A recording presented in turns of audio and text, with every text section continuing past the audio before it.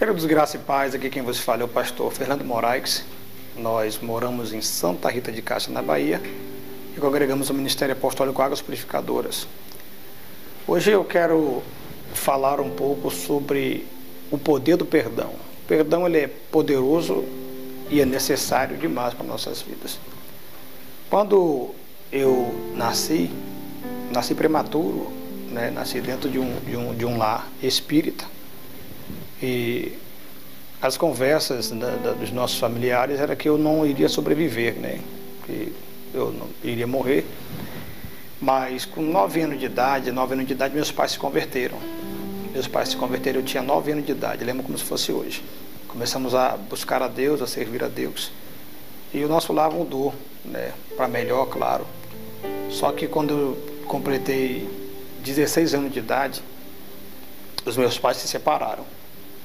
E quando meus pais se separaram, eu fui morar com a minha mãe na favela, no Rio de Janeiro, na comunidade. No Rio de Janeiro foi ali que eu me afastei dos caminhos do Senhor e comecei a me envolver com muita coisa que não prestava. Só que, assim, nada acontece de uma hora para outra. As coisas começaram a ser ministradas desde a infância. Eu lembro que eu tinha uma certa resistência com meu pai e eu cheguei a sentir desejo de matar meu pai algumas vezes, porque a mãe do meu pai, que é minha avó, ela sempre ministrava no meu coração. Ela dizia assim: Fernando, seu pai te odeia. A pior coisa que aconteceu na vida do seu pai foi seu nascimento. E minha avó sempre repetitiva nisso. E interessante que não era a sogra do meu pai, não era a mãe da minha mãe, era a mãe do meu pai quem dizia isso. Às vezes alcoolizado, às vezes sóbrio, mas sempre o diabo trabalhava nesse quesito, né? Nesse pensamento, ministrando. Eu, uma criança, lembro que com 5 anos de idade, 6 anos de idade, a minha avó, toda vez que ela me chamava para fazer refeição, ela dizia: trombadinha, seu café da manhã está na mesa. Marginal, vem almoçar, seu marginal. Então são coisas que ela ministrava muito forte, com muita pressão, com muita força, com muita verdade do coração dela. E isso foi, na verdade, ministrando a minha alma. E eu sempre digo que a maldição é uma mentira do diabo, que faz de tudo para ser verdade na sua vida.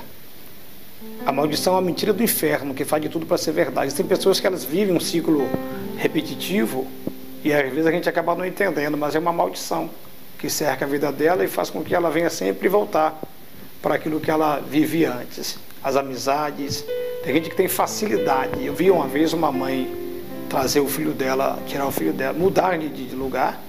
Ela foi morar no condomínio onde morava, para poder mudar as amizades do filho dela, tentar ajudar o filho dela. E quando ela estava ali ainda desfazendo a mudança no caminhão, o filho dela já estava na pracinha do condomínio, já envolvido com as pessoas que não levavam ao caminho certo. Então, assim, a maldição é uma mentira do inferno, que faz de tudo para ser verdade na nossa vida. Então, essa maldição, ela foi ministrada com muita força na minha vida, e então eu vim crescendo com essa certa resistência, mesmo dentro da igreja, mesmo crescendo dentro do evangelho. A minha avó, ela dentro de casa, ela tinha muita força para amaldiçoar a minha vida e mexer dos meus sentimentos. Então eu cresci revoltado demais, cresci trazendo traumas na alma, né?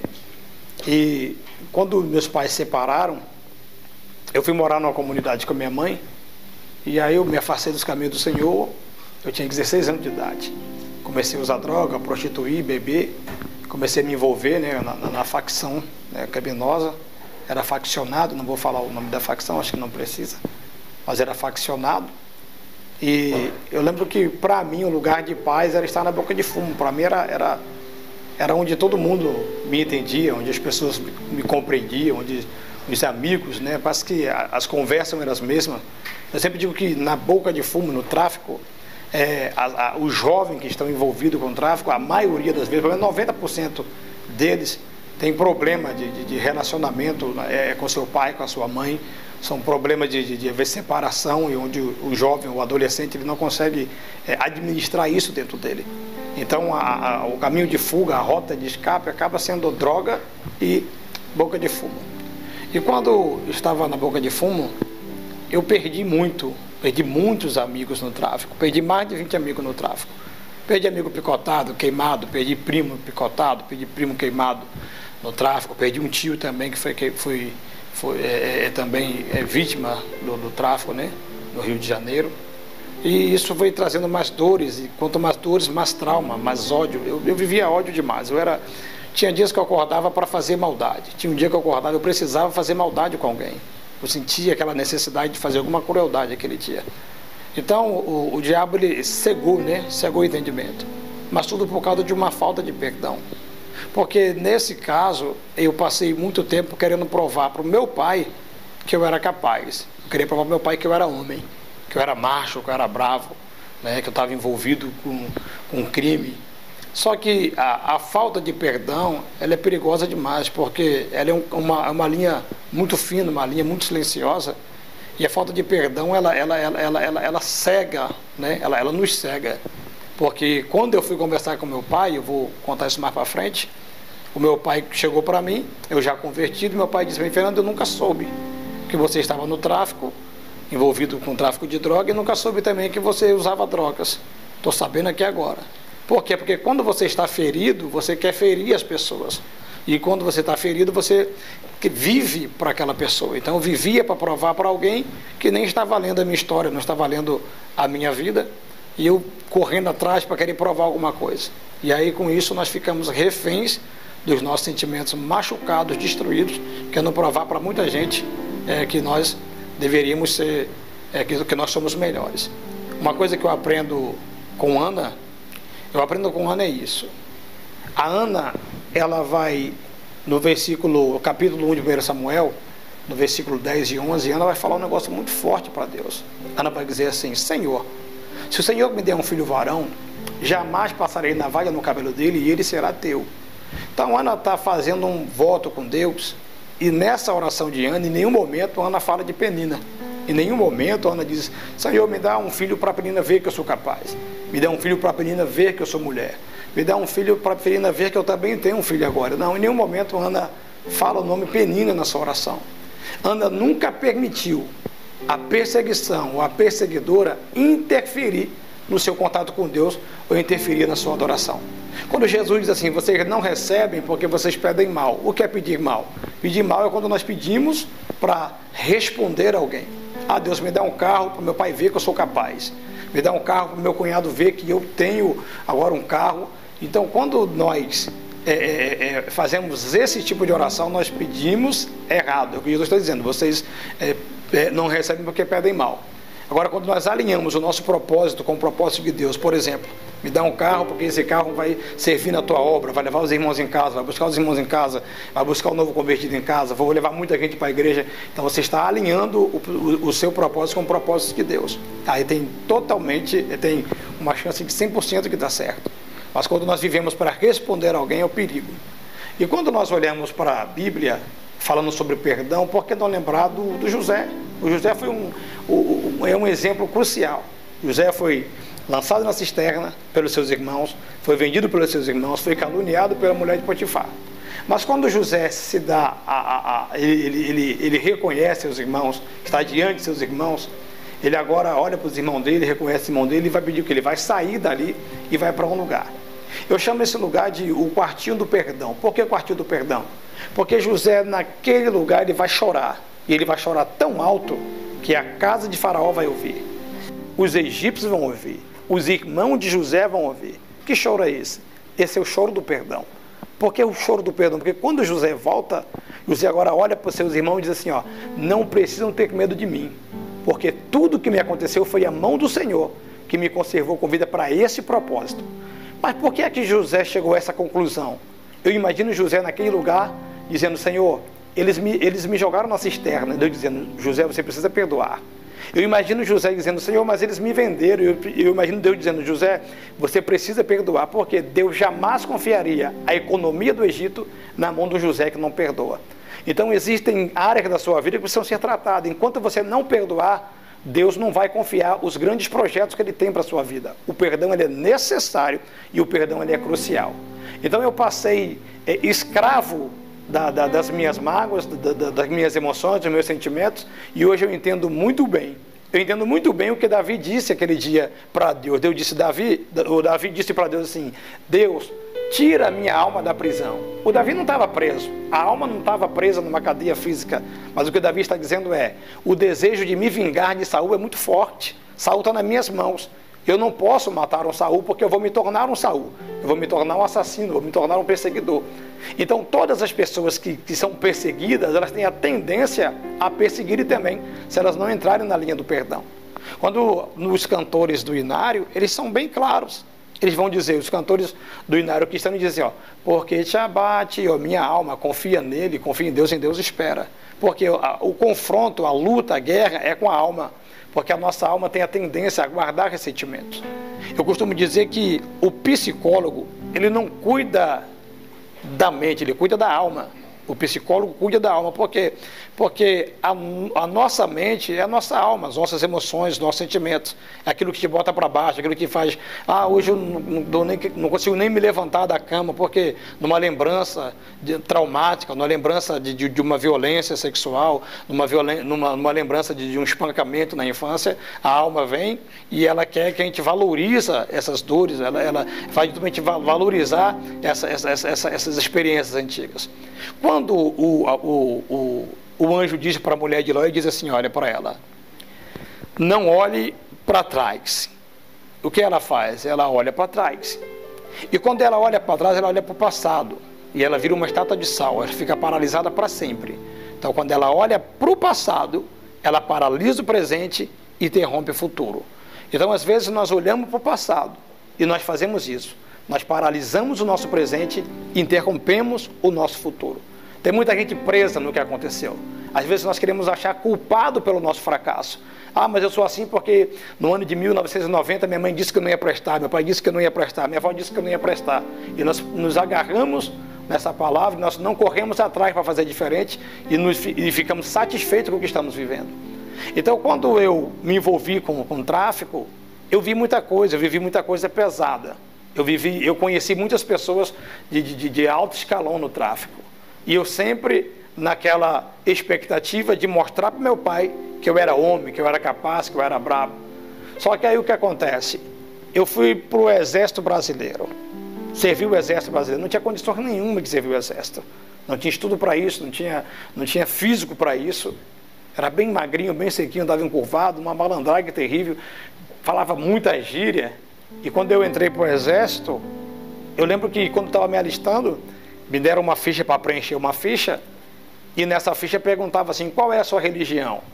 E na ficha eu coloquei assim, sou cristão não praticante. Eu achava tão bonitinho, os católicos dizem, né? Sou católico não praticante, eu dizia, sou cristão não praticante. E aí um sargento mandou me chamar. E disse, Luiz Fernando, o que quer dizer isso aqui, cristão não praticante? Eu disse para ele, eu estou afastado dos caminhos de Deus. Me afastei da igreja, então sou um cristão não praticante. Ele disse para mim, volte para Jesus, porque Jesus tem uma grande obra na sua vida. Então o tempo inteiro, Deus ele sempre ministrava isso no meu coração, sempre apontava o caminho. Costumo dizer que todo homem tem uma oportunidade diante da morte. Todo ser humano tem uma oportunidade diante da morte. Eu costumo dizer que nós podemos perder muita coisa na vida, melhor que não perca, mas nós precisamos aproveitar mais as oportunidades que Deus tem colocado nas nossas vidas. Então, o tempo inteiro, Jesus sempre me chamando de volta. E se tem uma coisa que a pessoa que está afastada dos caminhos do Senhor, se tem uma coisa que ela pode ter certeza, é que Jesus não desiste de você. Deus não desiste de você. Onde você for, na rua, no bar, no prostíbulo, onde você estiver, Jesus vai usar alguém para falar do amor dele para a sua vida e para te chamar de volta. O problema é que nós, quando nós estamos afastados, nós resistimos. Nós resistimos e fingimos dormência, como Jonas. Estamos no barco, deitado, tem tempestade acontecendo, a gente sabe que é por nossa causa. Tem muita coisa acontecendo em nossa volta, tem pessoas padecendo em nossa volta, e nós sabemos que é por nossa causa, e nós endurecemos o coração para não ouvir o propósito de Deus nas nossas vidas. E quando nós olhamos para essa realidade, com muito carinho, nós entendemos que Jesus está nos chamando e nós precisamos aproveitar a oportunidade o tempo inteiro. Então, quando eu entrei para o exército, eu entrei ainda faccionado. Eu não queria estar no exército. Só o que acontece é que passou um tempo que eu cheguei 1 minuto atrasado, eu fiquei 7 dias preso no exército sem poder ir para casa. 1 minuto atrasado. Eu chegava 3 minutos atrasado, eu passava 1 semana, 15 dias sem poder ir para casa. A escala aumentou, ficou 1 por 1, e eu ficava detido e ficava cumprindo a escala, e eu ficava revoltado sem entender por que é que eu não conseguia ir para casa. Só que nesse período que eu estava sem poder ir para casa, estava tendo uma chacina na comunidade onde eu morava. Estava tendo guerra do tráfico onde eu morava, facções brigando onde eu morava, onde muitas pessoas foram presas, pessoas foram mortas, e eu com certeza seria um daqueles também que seria morto. E a mão de Deus me guardar. Às vezes a gente não entende o que está acontecendo, a gente reclama muito, nós reclamamos muito do que acontece de ruim na nossa vida. Eu costumo dizer que a perseguição e a pressão, na maioria das vezes, é a mão de Deus te empurrando para um propósito. Nem tudo é luta, nem tudo é macumba, nem tudo é feitiçaria. Às vezes é a mão de Deus te empurrando para um propósito. Isso que você está passando hoje é a mão de Deus te empurrando para um propósito. Entenda bem, quando eu entrei para o Exército Brasileiro, como eu era faccionado, era perceptível. As pessoas que conversavam comigo, elas sabiam que eu era envolvido com tráfico. Os sargentos sabiam, os tenentes sabiam, os capitães sabiam que eu tinha esse envolvimento com tráfico. O que eles fizeram? Me jogaram, me transferiram para o rancho, porque o rancho, a cozinha do exército, lá não usava arma, lá tudo que eu tinha era uma colher de pau. Então, dentro do rancho, foi que Deus começou a trabalhar na minha vida. Foi que Deus começou a trabalhar nos meus sentimentos e na minha emoção. Eu lembro certa feita que eu estava lavando, a escala de serviço era eu e o Jailson. Eu e o Jailson era o cozinheiro e eu era auxiliar de cozinha.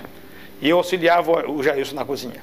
E certa feita eu estava lavando uma panela bem grande, lavando a panela, e Jailson não gostava de mim. Jailson era um crente que não gostava de mim. Na verdade, as pessoas não gostavam de mim. Hoje eu entendo muito bem isso. Tanto quanto eu converti, eu tive dificuldade até mesmo com pastores, porque era difícil olhar para mim e acreditar. Era difícil acreditar que Deus tinha um projeto na minha vida, porque eu realmente era, como diz, a escória da sociedade. Era aquela pessoa sem futuro, como as pessoas dizem. Só que tinha um propósito de Deus na minha vida. Quem olhava para mim não acreditava que eu seria... Não tinha como acreditar que eu seria pastor, que eu seria pregador, que eu tinha um chamado. Hoje eu compreendo. Hoje eu olho e falo, rapaz, realmente eu não tinha como acreditar naquilo não.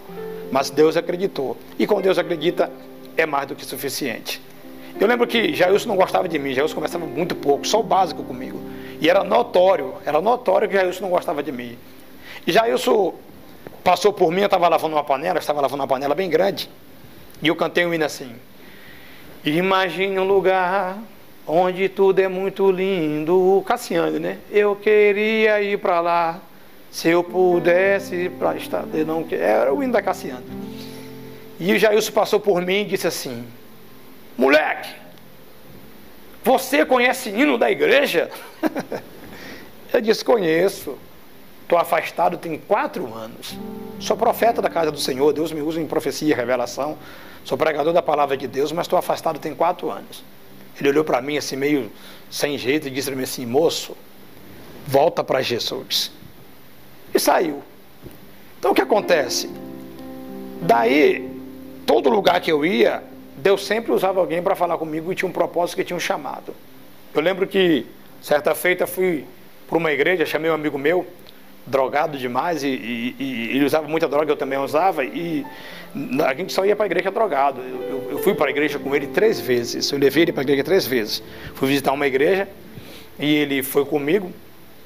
É por isso que às vezes a pessoa entra alcoolizado na igreja, tem gente que diz: não, eu bebi, eu não vou para o culto. Pode ir para o culto. Porque eu já usei droga, hoje eu não vou para o culto. Vai para o culto assim mesmo, porque eu tenho certeza que Deus vai trabalhar na sua vida como trabalhou na minha. Eu fui para o culto drogado aquele dia, porque era difícil eu estar sóbrio. Fui drogado, levei ele. Quando cheguei no culto, pastor pregando a palavra de Deus, eu chorava e chorava, porque eu sabia que Deus estava me chamando de volta. E esse meu amigo olhava para mim e dizia assim: Fernando, que lombra é essa, Fernando? Fernando, você está doidão, você está drogado demais, para com isso, Fernando. Eu disse: não estou doidão não, cara. Deus está falando comigo, Deus está me chamando de volta. E ele ficava sem entender. E no segundo dia, fui para a igreja com ele de novo. No segundo dia, fomos para o culto, drogado de novo. E lá no culto, o pastor pregando, e eu chorava, e chorava, e chorava. Ele olhava para mim e dizia: Fernando, que lombra é essa, bicho? Para com isso, Fernando. tá feio para você, cara, você tá doidão demais. Eu disse, não, cara, não tô doidão. É Deus quem está me chamando, porque quando Deus fala com o homem, o efeito de droga passa na hora. É por isso que eu sempre digo, tá drogado, pode ir pro culto. Tá bêbado, pode ir pro culto, porque quando Deus falar com você, você pode ter certeza que você fica sóbrio na hora. Eu chorava e Deus falando comigo. E no terceiro culto eu fui de novo, e ele não foi comigo, ele não quis ir comigo. E aí o que acontece? Ele não quis ir comigo, eu fui pro culto, ouvi Deus falar comigo, e Deus ministrar o meu coração, e eu queria voltar, eu queria estar na casa de Deus, mas eu estava muito envolvido com muita coisa que não era de Deus. Eu estava muito envolvido, tinha muita coisa. Eu tinha 3 mulheres fixas, eu tinha um monte de mulher na rua, eu ia para prostíbulo, eu bebia de virar à noite, de chegar em casa no outro dia. Então, assim, eu estava muito envolvido, eu tive essa dificuldade. Eu sempre digo que na caminhada, o segredo, pastor, eu tenho medo de aceitar Jesus e não dar conta. Aceite Jesus. Confesse Jesus como seu único, suficiente Salvador. E pode ter certeza que Jesus levantou uma igreja para te ajudar. Você, sozinho ninguém consegue. Você pode ter certeza, sozinho ninguém consegue, é verdade. Mas existe uma igreja disposta a te ajudar na caminhada. Pastor, eu estou sem força. Levante sua mão. Confesse Jesus como único e suficiente Salvador. Porque a igreja de Cristo na terra, ela vai te ajudar na caminhada. Eu lembro que depois de convertido, já tinha 7 anos de convertido, no Rio de Janeiro, já firme na presença do Senhor. Eu fui fazer obra missionária na Bahia, saí do Rio de Janeiro em 2007, fui fazer obra missionária na Bahia. Depois de 2 anos e meio, estava em Correntina, Bahia. Depois fui para Santo Antônio de Jesus, cuidar de uma igreja, e Deus falou comigo assim: Fernando, você precisa voltar para o Rio de Janeiro, ir lá conversar com seu pai para perdoar o seu pai. Sabe, a gente pensa que nós estamos limpos, que não precisa entrar nessa linha do perdão. Nós temos o costume de maquiar o perdão, achar que está tudo resolvido, que está tudo tranquilo, tudo normal. Só que tem muitas coisas no nosso coração ainda, nossa alma ainda, que precisam ser lavadas à luz da palavra de Deus. E quando Deus ministrou isso no meu coração, eu voltei para o Rio de Janeiro e conversei com meu pai. Mas antes de falar sobre meu pai, eu quero voltar de novo aqui no Rio de Janeiro de novo, antes da convenção. E quando eu estava no exército, eu lembro que o Jailson, ele tinha um rádio velho. O Jailson tinha um rádio velho que só funcionava rádio El Shaddai. Esse rádio não mudava. Ele só aumentava, abaixava, ligava e desligava. E o Jailson foi para o cassino de oficiais e eu estava responsável de cortar o lanche da ceia, que era um bolo para servir para a guarda à noite, né, depois da janta, um lanche para a guarda, só para a guarda. E enquanto eu cortava esse bolo sozinho na cozinha, o rádio do Jailson estava ligado na rádio El Shaddai. Estava passando uma ilustração do João Rio e Palharins. Até hoje eu não lembro a ilustração, porque eu não prestei atenção na ilustração. Eu prestei atenção em algo que ele disse. Ele disse assim: se você morresse hoje, como ficaria seu pai, sua mãe, sua família? Quando ele disse isso, eu larguei a faca e comecei a chorar. Enquanto eu chorava, eu disse algo para Deus. Enquanto eu chorava, eu larguei a faca, chorando, e eu disse para Deus assim, Deus, eu quero voltar para o Senhor hoje. Eu quero voltar para Jesus hoje. Eu não posso mais ficar nessa vida. E essa vida, isso não é vida para mim. Eu quero reconciliar hoje, eu quero voltar para Jesus hoje. E comecei a chorar.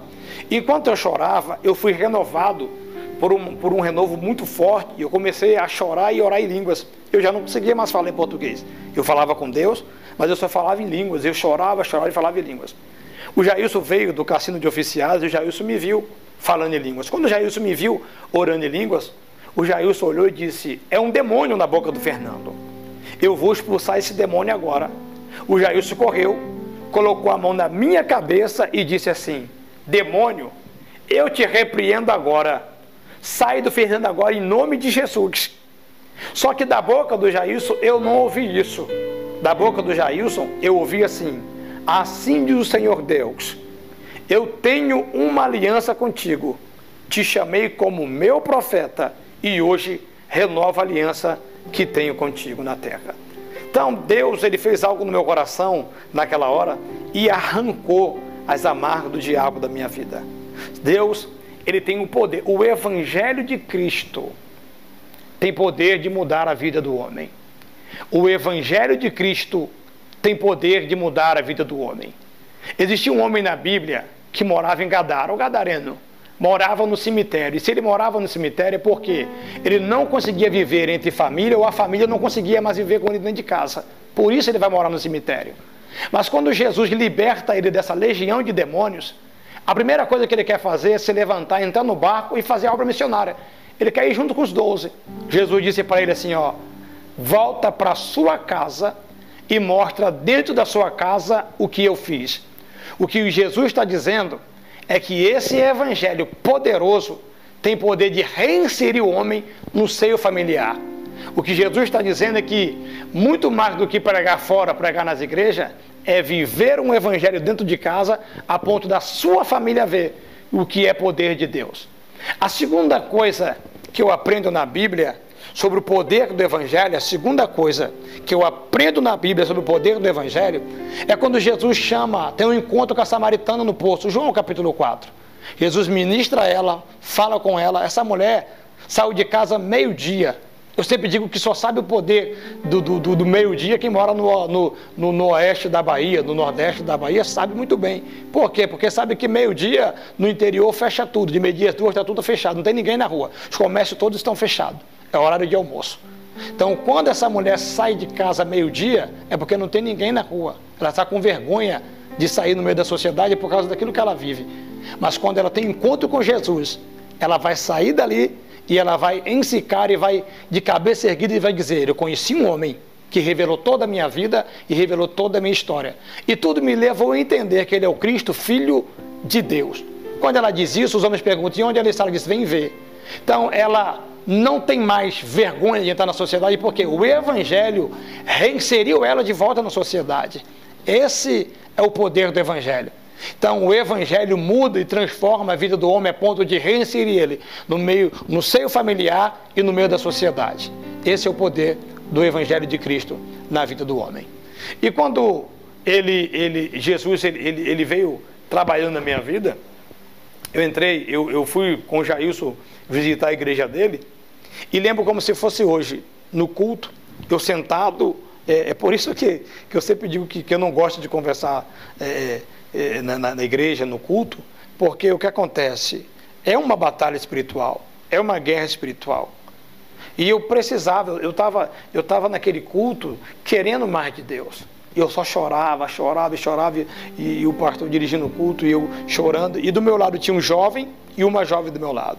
Eu não conhecia eles, mas eles brigavam, ficavam dando tapinha no outro, brincando, rindo, e eu aqui no meio, e eles dando tapinha, brincando, e eu querendo Deus, eu só chorava, e eles não estavam nem aí, porque eu estava vivendo em Cristo. E eu lembro que naquele dia o pastor disse para mim assim, vamos ouvir o Fernando, amigo do Jailson, com uma oportunidade de dar uma saudação. E eu fui para aquele altar cheio da presença de Deus, chorando, orando em línguas, e quebrantado demais. E quando eu peguei o microfone eu disse, eu não tenho o que dizer, porque antes de passar por essas portas, eu ainda não tinha um compromisso com Deus. E hoje eu quero assumir um compromisso com Jesus. Então, a minha vida, ela começou a mudar de acordo com a minha caminhada. O segredo é a caminhada. Eu sempre digo que o diabo nunca desiste. O dependente químico, ele tem uma guerra eterna, uma guerra para sempre. Aqui na terra é para sempre. Porque você não pode baixar a guarda. Por que é que algumas pessoas têm recaída? Pastor, eu tive várias recaídas. Eu tive recaída, não aguento ficar firme. Porque ele quer estar servindo a Deus, buscando Jesus, mas não quer sair do seio das drogas, não quer parar de andar com traficante e com dependente químico. Eu amo traficante, eu amo dependente químico, eu prego, eu abraço, eu prego na boca de fumo, eu prego na casa de recuperação, na clínica de recuperação, prego. Mas eu não tenho o costume de estar andando no carro cheio de dependente químico, no carro cheio de traficante, porque a má conversação corrompe o bom costume. Então, quando você assume um compromisso com Cristo, mude as suas amizades. Pode mudar as suas amizades. Se você quer ter uma caminhada de sucesso, mude suas amizades. Eu tenho 23 anos de caminhada com Cristo. Nunca tive recaída com droga. Nunca tive um vacilo com droga. Caí na droga porque não aguentei. Nunca. Por quê? Porque eu quis, eu precisei, eu decidi mudar as minhas amizades por completo. É uma mudança radical. Uma mudança radical. Quem quer mudar, precisa mudar. Então, quando eu fazendo a obra de Deus, comecei a fazer a obra de Deus no Rio de Janeiro, comecei a pregar, comecei a evangelizar, sempre apaixonado pelo campo missionário, sempre apaixonado por missões. E lembro que depois de 7 anos, após 7 anos, já convertido no Rio de Janeiro, já pregando a palavra, Deus falou comigo, larga tudo e vai para a Bahia. Aí fui para Correntina, Bahia, fazer a obra missionária. Passei 2 anos e meio em Correntina, de lá fui para Santo Antônio de Jesus, pastorear uma igreja, cuidar de uma igreja. Meu pastor havia me enviado para cuidar de uma igreja 15 dias, onde ficamos pastoreando por 9 meses. 9 meses é o tempo de gerar. E nesse período Deus falou comigo assim, Fernando, você precisa perdoar o seu pai. Eu disse, mas Deus, está tudo tranquilo, não tem nada contra meu pai, está tudo sob controle. Eu disse, você precisa sentar na mesa e perdoar seu pai. E peguei um ônibus, andei 24 horas de ônibus. Liguei para meu pai, marquei um encontro com ele. Meu pai estava afastado, meu pai hoje, graças a Deus, reconciliou, está firme na presença do Senhor. E meu pai era alcoólatra, hoje não é mais. E marquei um encontro com meu pai, ele disse, tudo bem. Meu pai marcou um encontro comigo no bar. Sentei na mesa do bar com meu pai sentado do lado de lá e do lado de cá, de frente a frente. Meu pai disse, o que você quer conversar comigo de tão importante? Eu disse para ele, pai, eu preciso te perdoar, eu quero te pedir perdão aqui. Ele disse, perdoar pelo quê, Fernando? Eu disse, pai, eu tentei te matar 3 vezes. E quando alguém me perguntava qual era o meu maior sonho, eu dizia, meu sonho é arrancar a cabeça do meu pai. Quando eu disse isso, ele parou, ficou meio travado. E disse, por que isso, Fernando? Eu disse, porque minha avó, sua mãe, disse para mim que o pior dia da sua vida foi o dia que eu nasci. Quando eu disse isso para ele, ele começou a chorar. Ele chorando do lado de lá e eu chorando do lado de cá. Nos acabamos em lágrimas aquele dia. Eu disse para ele, a minha avó, sua mãe, disse isso para mim. Não foi a sua sogra, foi a sua mãe. Ele começou a chorar. Ele disse para mim assim, Fernando, eu vou te confessar algo aqui, Fernando. Fernando, olha nos meus olhos. E quando eu olhei nos olhos dele, nós estávamos chorando, em pranto, quebrantados dentro de um bar. Eu olhei para meu pai, ele olhou para mim e disse, Fernando, eu quero te falar algo. Você é meu filho primogênito. Você é o filho que eu mais amo nessa vida. Quando meu pai disse isso para mim, foi a mesma coisa de arrancar um jugo pesado que eu carregava. Meu pai disse para mim que nunca soube que eu usava droga e nem que eu estava envolvido com tráfico de droga no Rio de Janeiro. Sabe por quê? Porque eu perdi 4 anos da minha vida que eu não provava para meu pai que eu era homem, que eu era brabo, que eu era capaz. Eu não provava para meu pai que eu era o bichão. Isso acontece? Meu pai disse para mim que nunca ficou sabendo que eu estava envolvido com coisa errada. Porque quando você não perdoa, você se machuca, você acaba com a sua vida, querendo mostrar para pessoas que não estão acompanhando a tua história. Por isso, o perdão é crucial para a vida de quem quer começar e muito mais ainda para a vida de quem quer recomeçar. Escute bem, naquele dia eu entendi algo sobrenatural que marcou a minha vida. Naquele dia eu entendi que a moeda tem 2 lados e que toda a história tem 2 versões. E às vezes nós estamos magoados, machucados, travados, estamos interrompidos ministerialmente dizendo, porque ouvimos uma história, um lado da história. Tem pessoas que elas estão magoadas, tem pessoas que elas estão machucadas, estão travadas, estão amarradas no meio da caminhada, porque ouviram um lado da versão e não deram a oportunidade da outra pessoa contar a versão dela. Às vezes nós pensamos que não tem nada a ver, mas tem a ver sim. Pedro disse algo para Jesus que me chama a atenção. Pedro disse, mestre, quantas vezes temos que perdoar? É só 7 vezes? Eu acredito que aquele dia o Pedro não estava bem. Pedro estava com algum problema com alguém E ele já havia perdoado 7 vezes. É o que eu penso. Jesus disse, não, Pedro, não é só 7 vezes, mas 70 vezes 7. Então o perdão, ele precisa acontecer todos os dias. Nós precisamos perdoar todos os dias. Jesus disse algo para Pedro uma vez. Jesus disse assim, Simão Bar-Jonas, não foi carne e nem sangue que te revelastes. Quando Jesus diz isso para Pedro, é interessante que ele fala Simão Bar-Jonas. É Simão, filho de Jonas. Ele está fazendo Pedro lembrar do seu pai, lembrar da sua paternidade. Não sei se isso para Pedro era bom ou se isso era ruim para Pedro. Mas que Pedro, naquela hora, lembrou que tinha um pai e que o nome do pai era Jonas. Pedro foi forçado a lembrar.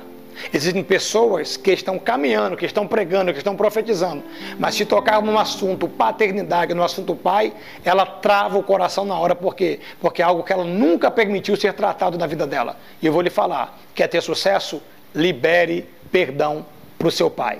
Às vezes amamos a igreja inteira, amamos os pastores. É muito lindo chamar o pastor de pai, a pastora de mãe. É muito lindo nos doarmos para o altar. Mas se nós temos pendência ainda dentro da nossa casa com os nossos pais, nós vamos precisar tratar isso, e isso tratar a fundo. Nós vamos precisar passar até por uma cirurgia espiritual, se necessário. Mas nós precisamos liberar perdão para que possamos crescer, para que possamos avançar.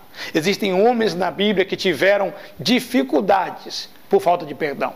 João capítulo 5, Jesus olha para um coxo que está ali há 38 anos, o texto diz que Jesus sabia há quanto tempo ele estava naquela situação. Jesus sabia. Jesus perguntou para ele, você quer ser curado? Tu queres ser curado? Ele disse, não posso. Porque toda vez que a água é agitada, sempre vem alguém antes de mim e mergulha no tanque, e assim que mergulha logo é sarado.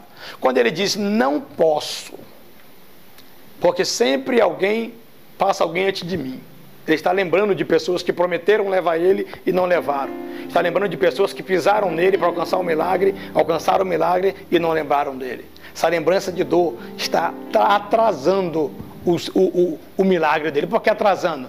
Porque a pergunta que Jesus disse é simples. E ela existe 2 respostas apenas. Sim ou não. Tu queres ser curado? Sim. Tu queres ser curado? Não. Simples. A pergunta de Jesus é, tu queres ser curado? Jesus não está perguntando para ele o que aconteceu com ele, mas ele vai parar para contar um enredo de dor, de tristeza, de sofrimento, de mágoa. E esse tempo que ele pede contando o que ele passou, quem ajudou, quem não ajudou, o que passou por ele, isso aí ele está demorando, está atrasando um processo de milagre na vida dele. Jesus não quer saber quem te feriu, ele quer saber se você quer ser curado. A pergunta é essa, e a resposta é sim ou não. Então, quando nós não perdoamos, nós temos essa dificuldade. Quando eu conversei com meu pai, eu entendi que o pior, como é que fala? O pior, o mais ferido, o machucado, era eu. Eu estava naquela situação. Mas Deus, ele me direcionou a um caminho de perdão. Anos se passaram. Você vê como é que é como é essa questão do perdão. Ah, pastor, eu não consigo perdoar.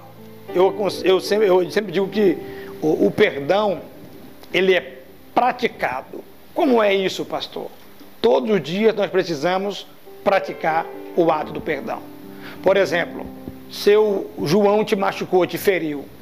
Então você levanta de manhã e você vai dizer assim, eu perdoo o João de tal, assim, assim, que tal dia ele me feriu e eu perdoo ele em nome de Jesus. Chegou de tarde, fala de novo, eu perdoo o fulano de tal, assim, assim, fala o nome dele.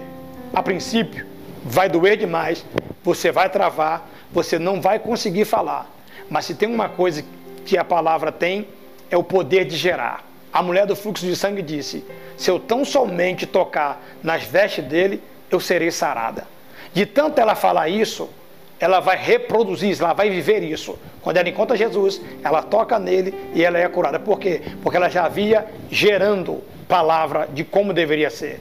Então, quando você começar a liberar o perdão, a primeira instância, você vai travar, vai doer, vai dar raiva, mas vai chegar um momento na sua vida que você vai falar, eu preciso perdoar o fulano de tal, e você não vai sentir mais dor, você vai estar livre, porque você liberou essa pessoa no seu coração. E quando você libera, quem vence é você, quem alcança milagre é você, quem alcança a graça é você. Então, quando meu pai ele me falou isso, a minha vida começou a mudar. Começou a mudar. Passaram alguns anos, eu me casei. E após 4 anos de casado, após 4 anos de casado, nós tentamos engravidar. Minha esposa é Rose, né? Rose Milhomens, minha esposa. E nós tentamos casar após 4 anos. Nós tentamos engravidar. E nós não estávamos conseguindo engravidar. E aquela expectativa, e querendo um filho. E lembro que fui pregar no Rio de Janeiro.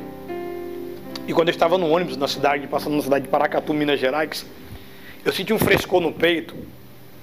E ouvi uma voz dizendo assim: sua esposa está grávida. E o nome do menino é Heitor. Eu mandei mensagem para ela e disse: amor, você está grávida, é um menino e é Heitor. Que geralmente o normal o quê? O normal é a mãe trazer essa palavra para o pai. A mãe que fala com o pai, né? Eu estou grávida, minha menstruação atrasou. Mas não, Deus falou comigo, eu falei com ela. Ela disse: Fernando, não tem condições. Deus está grávida porque eu estou naqueles dias e eu não estou grávida, não. Eu disse: está grávida porque quem falou comigo não mente. Passaram alguns dias, ela foi fazer o exame, ecografia, né? Foi fazer ecografia. E eu liguei para ela e disse: tá onde? Ela disse: estou aqui na clínica, vou fazer ecografia agora para saber direitinho e tal. Eu disse: tá bom então.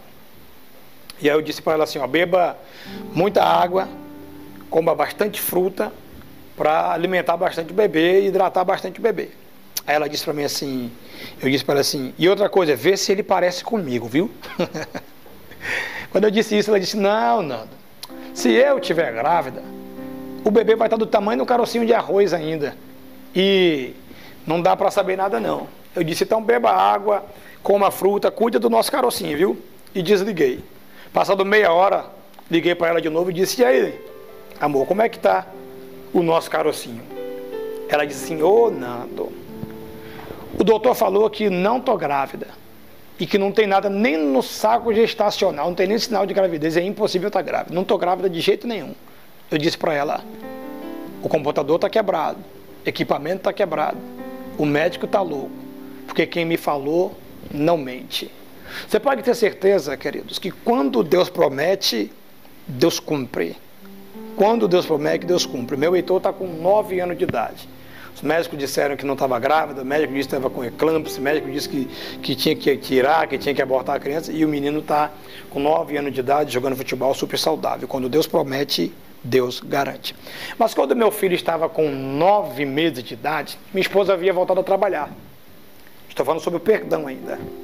Quando o meu filho estava com 9 meses de idade, minha esposa tinha voltado a trabalhar, então quem cuidava dele era eu. Dos 5 meses para frente, quem cuidou do meu filho fui eu. Minha esposa trabalhando, então eu fazia banho-maria com leite do peito, e farmácia, postinho, trocar fralda, banho, eu cuidei do meu filho. E quando ele estava com 9 meses de idade, eu estava no quarto brincando com ele no quarto. E eu olhava para ele e dizia assim: Heitor, olha para mim. Ele me olhava e eu dizia para ele assim: Heitor, o papai te ama. E ele sorria, dava aquele sorriso vazio de criança, né? Aquele sorriso gostoso. E eu disse para ele pela segunda vez, eu brincando com ele, eu disse: Heitor, olha para mim, Heitor. Ele olhou para mim e disse: Heitor, o papai te ama. E ele ficava rindo para mim e eu brincando com ele. Na terceira vez, Deus entrou no quarto.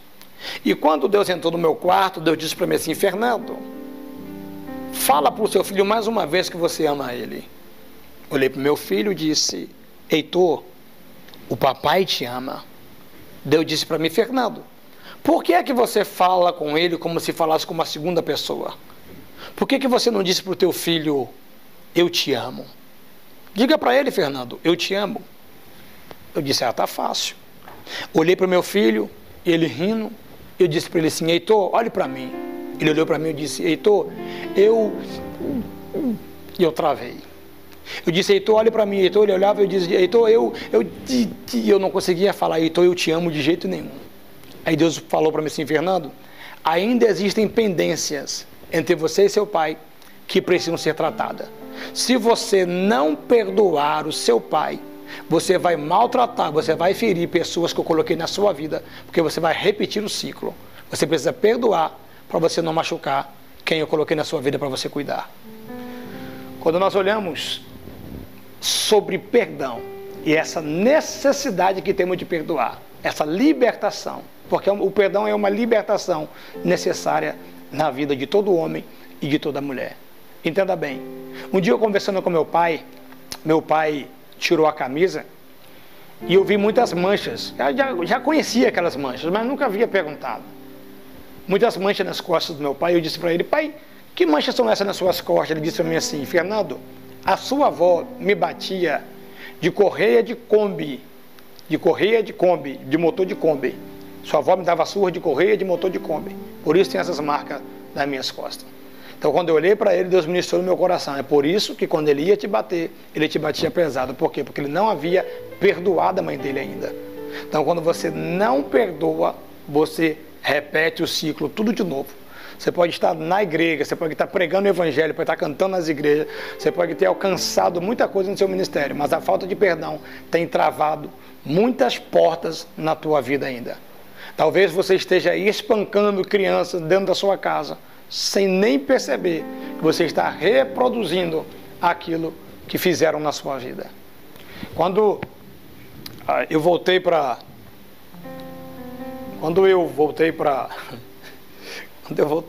Então, quando o perdão é crucial. Então, lembra que eu falei aqui agora, lembrei aqui agora.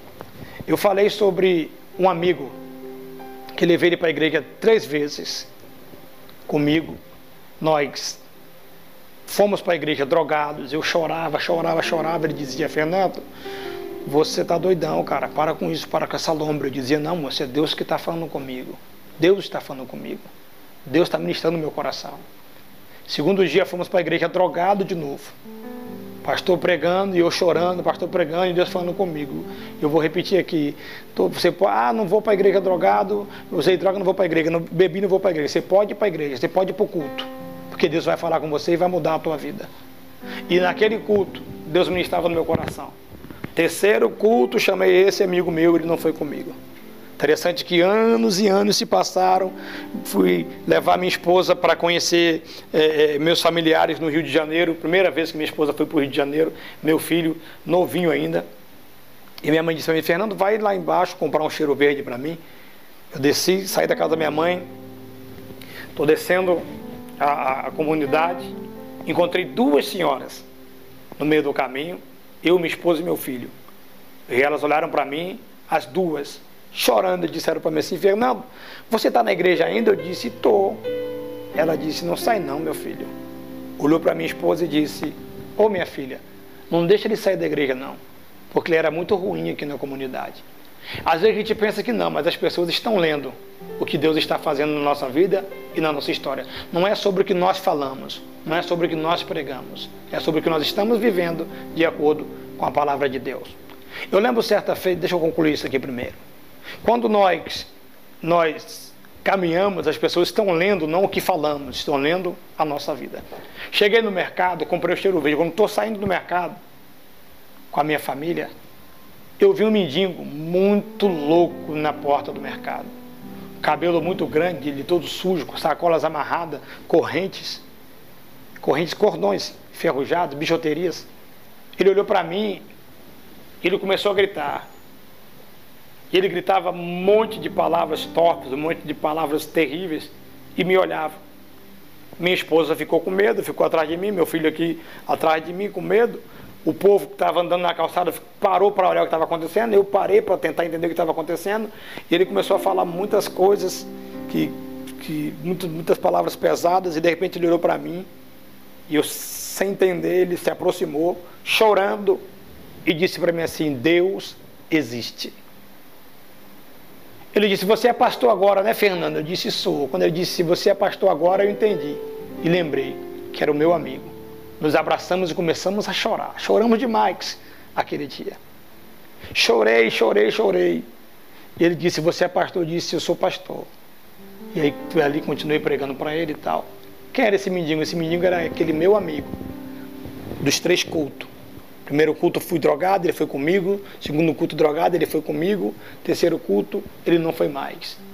E hoje eu sou pastor. E infelizmente, ele é viciado em crack e está morando na rua. Se tem uma coisa que ele não pode reclamar da vida, é de falta de oportunidade. Ele não pode reclamar de falta de oportunidade. Você pode desperdiçar muita coisa, mas não desperdice jamais uma oportunidade de Deus na sua vida. Hoje, sou pastor, mas eu já estive com o meu nome escrito no caderno da morte na comunidade. Eu perdi mais de 20 amigos no tráfico. Eu perdi amigos de tudo quanto é jeito de morte. E hoje estou aqui porque, eu tinha promessa. Tinha promessa sim. Pastor, vou continuar na vida que estou, porque quem tem promessa não morre. Morre sim, porque o escritor hebreu diz que aos profetas que foram mortos a fio de espada, sem mesmo antes terem provado da promessa. Então, quem tem promessa morre sim. Agora, quando você aceita Jesus como seu Salvador e aceita se submeter ao que a promessa exige, você vai viver a promessa de Deus. Então não perca a oportunidade de Deus na tua vida, não desperdice a oportunidade de Deus na sua vida. Um dia eu encontrei um amigo, ele olhou para mim e disse assim: Beramar, era um vulgo, né? Era um apelido, tinha muito apelido, era Beramar, pancadinho, tá ligado, era pancado, era esquisito. Ele disse para mim assim: Beramar, porque meu nome é Fernando, né? Então daí a origem Beramar. Ele disse: Beramar, posso te fazer uma pergunta? Eu disse: pode. Ele disse: você está na igreja agora?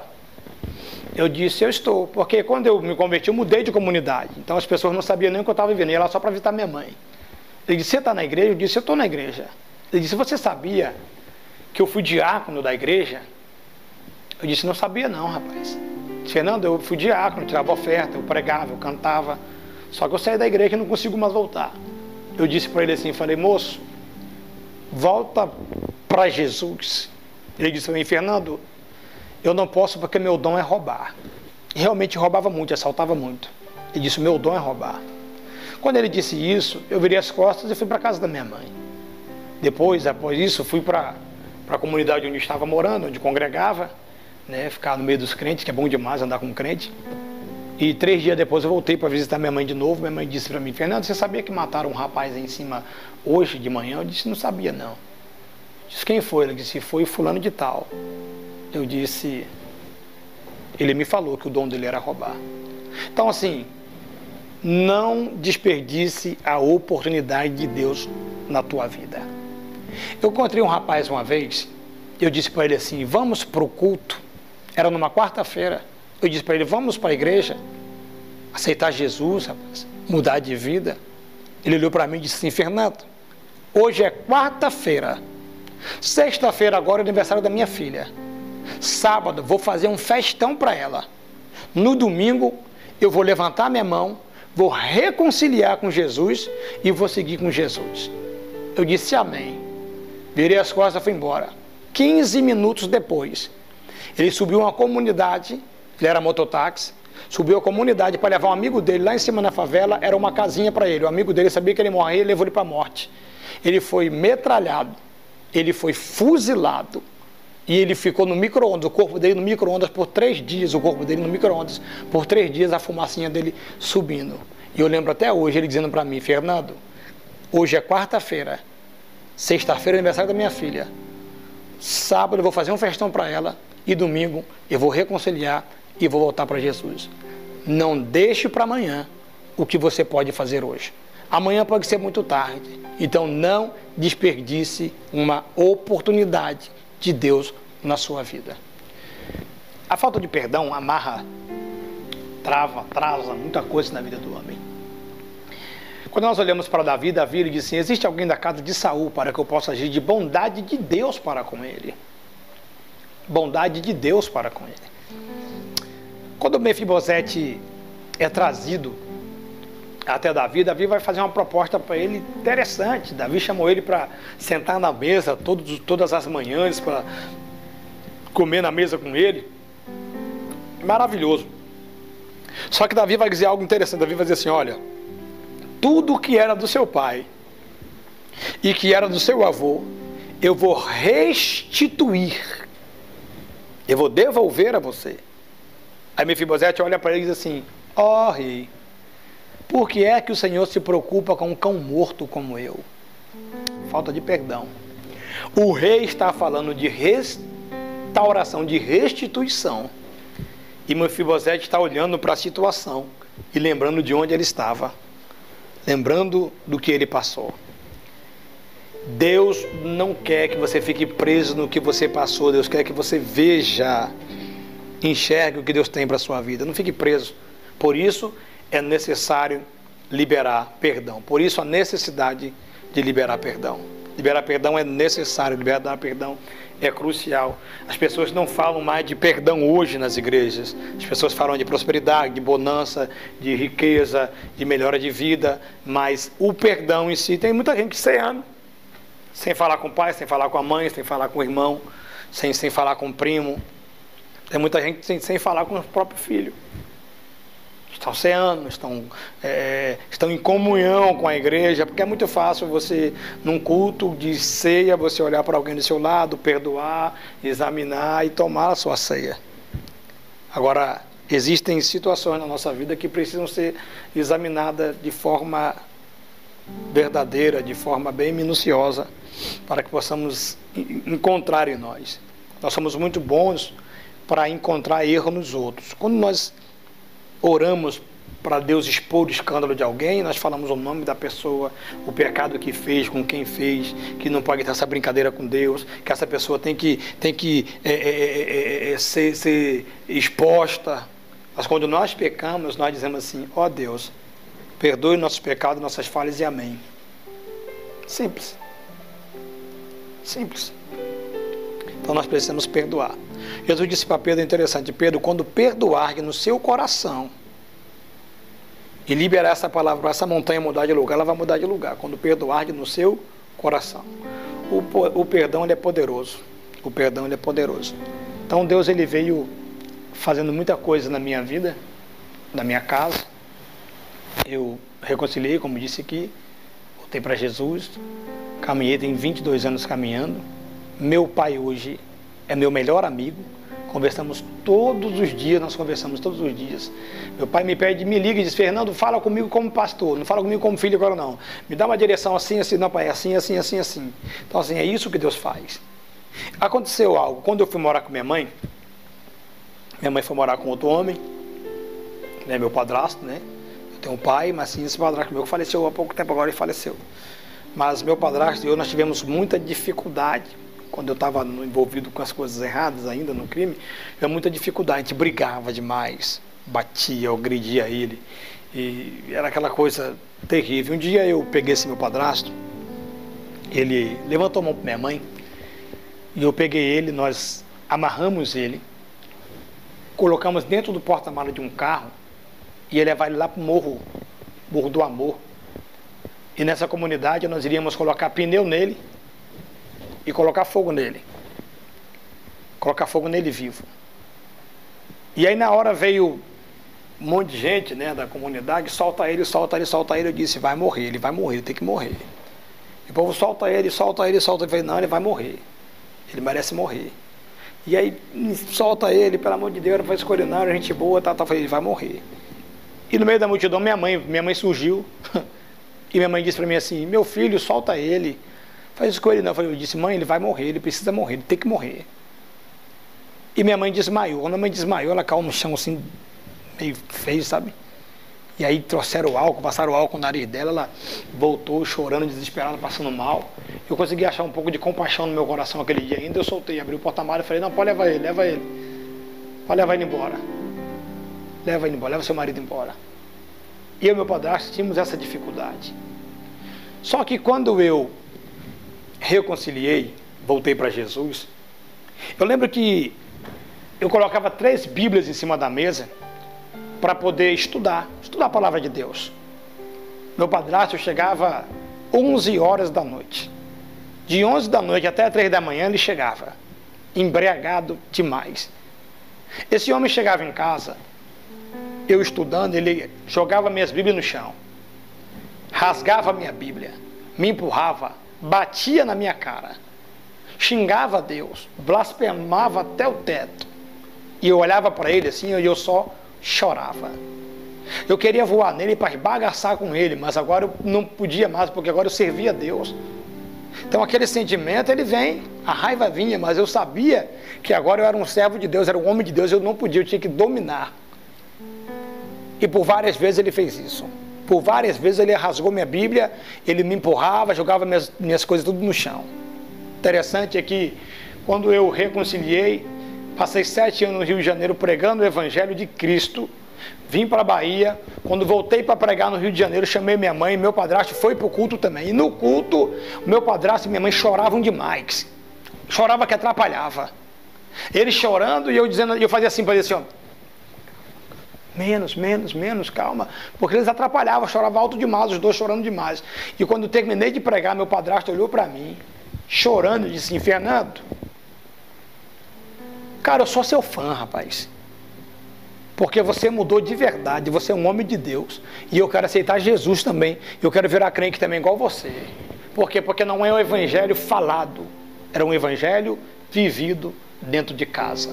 Não é sobre o que você prega, é sobre o que você vive de evangelho dentro da sua casa. As pessoas da sua casa vão se converter não pelo que você fala, e sim pelo que você vive. Não adianta ter teoria, não adianta ter uma boa oratória, é o que você vive dentro de casa. O que roubava não rouba mais, o que mentia não mente mais, o que enganava não engana mais, o que traía não trai mais, o que profanava não profana mais. O que usava droga, tem pessoas que estão dentro da igreja há 3 anos e estão fumando cigarro ainda. Usando droga ainda, esperando, não, é decisão. Eu decidi mudar.